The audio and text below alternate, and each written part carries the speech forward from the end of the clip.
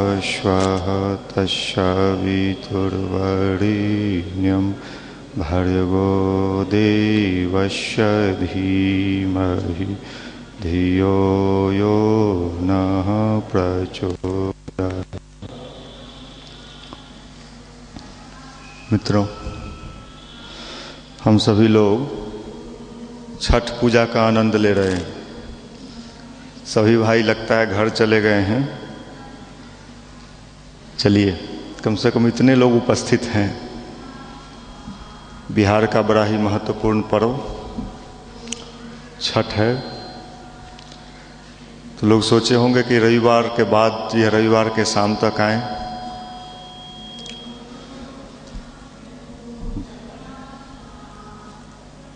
कई चीज जीवन में बड़ा महत्वपूर्ण होता है।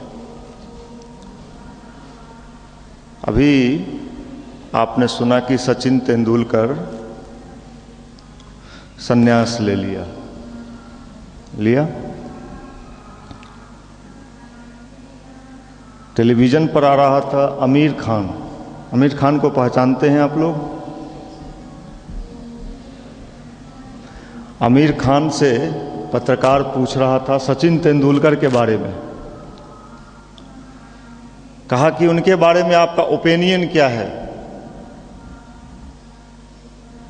40 साल का उम्र हो गया उनका, वो रिटायर हो रहे हैं, 40 में ही रिटायर हो रहे हैं।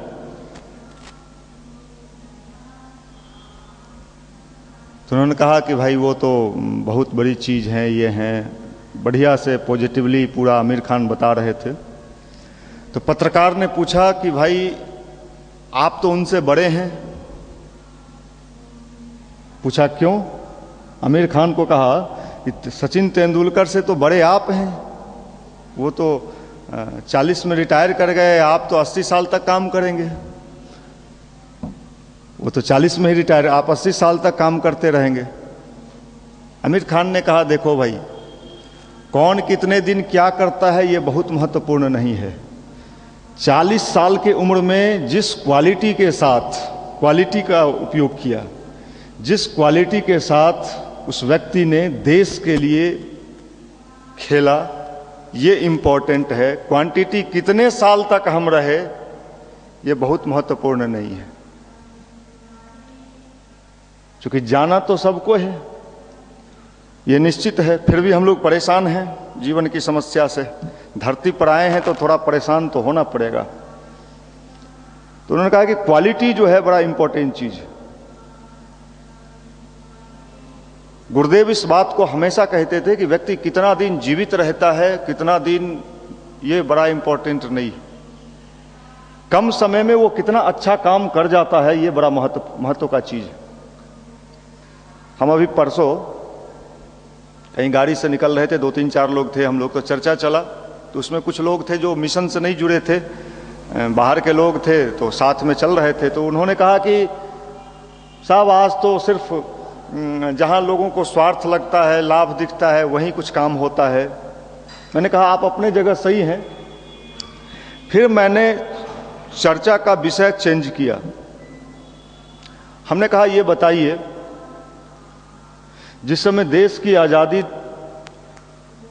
के लिए लोग लड़ रहे थे, जो युवा लोग उस समय भाग ले रहे थे, उनके अंदर वो कौन सा जुनून सवार था बिना किसी लोभ के। उनको ये भी पता नहीं था कि अंग्रेज कब तक जाएगा, उसका रिटर्न बैक हमको क्या मिलेगा। फिर भी वो लड़ रहे थे। उनके अंदर ये कौन सा पावर काम कर रहा था? क्या इस देश में ऐसे युवा थे? ये अब सोचने पर भी सहज में विश्वास नहीं होता है। अगर आज हम पॉलिटिक्स में जाते हैं, राजनीति में जाते हैं, तो तुरंत मामला बनेगा कि आप देखिए वो तो बिजनेस है। पॉलिटिक्स भी एक बिजनेस है, व्यापार है। इन्वेस्ट कीजिए मिलेगा, समय इन्वेस्ट कीजिए, पैसा इन्वेस्ट कीजिए मिलेगा। लेकिन उस समय जिन लोगों ने लड़ा, जिस समय उनको ये पता नहीं था कि अंग्रेज कब तक जाएगा, क्या होगा, किस कंडीशन में होगा, इसी देश के युवाओं ने वो लड़ाई लड़ी और आज हम लोग आजाद देश में हैं। अब ये रिसर्च करिए वो कैसे युवा होंगे। भगत सिंह हो गए, चंद्रशेखर आजाद हो गए, ये लोग कभी सोचे होंगे भी नहीं कि मेरा नाम भी बाद में कोई लेने वाला बचेगा कि नहीं बचेगा। वो तो एक जुनून था जो कर रहे थे, करते जा रहे थे। उसका आउटपुट क्या मिलेगा ये उनको नहीं समझ में था। इसी बात को भगवान कृष्ण ने गीता में कहा है कि आप कर्म करिए, फल की इच्छा मत रखिए। भगवान कृष्ण ने गीता में क्या कहा? तो लोगों ने कहा अरे कर्म करेंगे तो फल की इच्छा नहीं रखेंगे तो कर्म कैसे करेंगे। और आजकल तो हो रहा है, हम लोग क्या कर रहे हैं, सबसे ज्यादा फल की ही इच्छा रख रहे हैं, जिसमें हमारा कर्म ही कमजोर पड़ जा रहा है। अब आप दिन रात फल के बारे में सोचिए।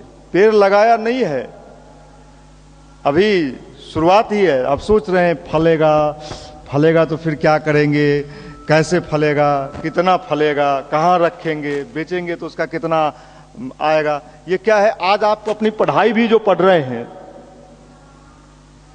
इसमें सबसे ज्यादा टेंशन इस बात का नहीं है, हम लोग इस रचनात्मक तनाव को नहीं ले पा रहे हैं कि साहब हमको मन से पढ़ना है, सब्जेक्ट वाइज तैयारी करनी है, हमको अपने पूरे सब्जेक्ट को अपने ये सिस्टम में लेना है। हम इस बात पर ज्यादा चिंतन करते हैं कितना जल्दी हमको निकाल लेना है।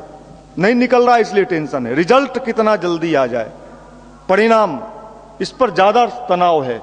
परिणाम की चिंता हम ज्यादा कर रहे हैं, हमारा कर्म कमजोर पड़ रहा है और परिणाम में जो एनर्जी आपका वेस्ट हो रहा है। अगर आप कर्म करेंगे तो परिणाम मिलेगा। अब किसान अभी चिंता करे, अभी तो उसको कर्म करना है। गेहूं के बुआई का समय आया है, जो किसान परिवार से लोग होंगे जानते होंगे। वो तो अभी सिर्फ एक चिंता करता है कि हमको गेहूं कैसे बोना है, इसकी तैयारी कैसे करनी है, कैसे पूरे जमीन को जोत के बो के उसमें हमको बुआई करना है। अभी किसान, किसी किसान से आप बात कीजिए जो किसान परिवार से हैं, वो तो खूब भली बात ही जानते हैं। वही चिंता नहीं करेगा कि जो साहब ये कब तक पैदा लेगा, फिर वो कितना बोरा होगा, कितना क्विंटल होगा, हम कहां रखेंगे, होगा कि नहीं होगा। कोई किसान ऐसा मिलेगा आपको? नहीं मिलेगा। वो तो अभी वर्तमान में सिर्फ देख रहा है कि मेरा जमीन खाली है, हमें जमीन में बुआई करना है, मेहनत करना है, परिश्रम करना है। उसके आउटपुट पर वो बहुत नहीं सोचता है। हम लोग सबसे ज्यादा चिंता करते हैं इसका आउटपुट क्या मिलेगा, कर्म का फल, फल पर ज्यादा कंसंट्रेशन है। इसलिए भगवान कृष्ण ने गीता में लिखा, हे अर्जुन तू तो सिर्फ कर्म कर, मन से कर। फल क्या है? फल की चिंता करोगे तो तुम अपने मूल कर्म से भटक जाओगे।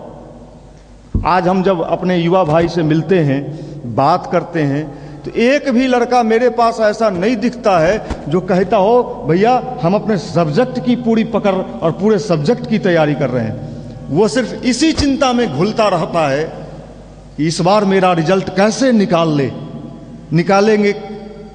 अगर वो पूरी सब्जेक्ट पर मन से पढ़े, मन से अध्ययन करे। अभी आप बताइए, बिहार में एक बड़े नामी टीचर हैं जो पूरे देश विदेश में घूम रहे हैं, सुपर 30 के आनंद कुमार। आनंद कुमार के बारे में क्या जानते हैं आप? अगर आनंद कुमार भी पढ़े होंगे कि नहीं पढ़े होंगे? नहीं पढ़े होंगे। किसी जमाने में पढ़ाई पढ़े होंगे ना, अपना सेल्फ स्टडी किए होंगे वो। अगर जिस समय वो सेल्फ स्टडी कर रहे होंगे उस समय ये सोचते कि मुझे सिर्फ इतना ही पढ़ना है कि मैं कंपटीशन फेस करूं, तो आज वो आनंद कुमार नहीं होते। पूछेंगे क्यों? क्योंकि उनके पास उतना ही नॉलेज होता जितना कंपटीशन फेस करने के लिए चाहिए, और वो कंपटीशन फेस नहीं कर पाए। और आज रुपया पैसा धन दौलत सब उस व्यक्ति के पास है पूरे देश दुनिया में। कभी ओबामा के साथ डिनर चल रहा है, कभी ब्रिटेन में डिनर। कहने का मतलब है कि जो सब्जेक्ट उस व्यक्ति का था, उस सब्जेक्ट पर उसकी पूरी पकड़ रही होगी, पूरी ईमानदारी से उसमें उसने पढ़ा होगा। अगर वो सोचता कि इतना ही पढ़ें कि ये वाला रिजल्ट इस बार हमको निकाल लेना है। आज हम लोग यही कर रहे हैं ना, हम लोग यही कर रहे हैं। उतना ही बताइए, उतना ही गेस पेपर दे दीजिए, गेस पेपर जिसमें आप ये देखिए पूरी तरह हम अध्यात्म की बात, आपके अध्यात्म की बात कर रहे हैं। युवा अध्यात्म यही है कि बस वो गेस पेपर पढ़े, क्लासरूम में जाएं, एग्जाम हॉल में जाएं, करके आ जाए।